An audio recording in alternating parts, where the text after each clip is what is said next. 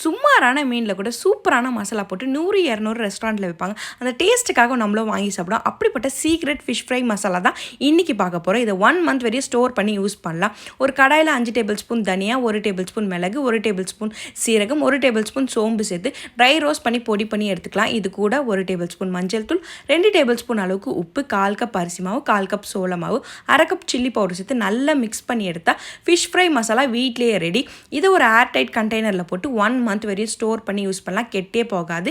இதை எல்லா ஃபிஷ்க்குமே யூஸ் பண்ணலாம். டேஸ்ட் அவ்வளோ சூப்பராக இருக்கும். இப்போ இதை வச்சு எப்படி ஃபிஷ் ஃப்ரை பண்ணுறதுன்னு பார்க்கலாமா?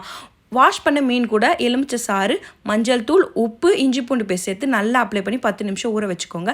இப்போ இது கூட நம்ம ரெடி பண்ண மசாலாவை 4 டேபிள் ஸ்பூன் சேர்த்துக்கலாம். கூடவே கொஞ்சமாக தண்ணி சேர்த்து நல்லா மிக்ஸ் பண்ணி அப்ளை பண்ணிக்கோங்க. இப்போ ஒரு 10 நிமிஷம் ஊறட்டும். இப்போ மிதமான சூட்டில் இருக்க எண்ணெயில் 5 நிமிஷம் திருப்பி போட்டு ஃப்ரை பண்ணி எடுத்தால் டேஸ்டியான ஃபிஷ் ஃப்ரை வீட்டிலே ரெடி. அடுத்து என்ன ரெசிபி ட்ரை பண்ணலான்னு மறக்காமல் கமெண்ட் பண்ணுங்கள்.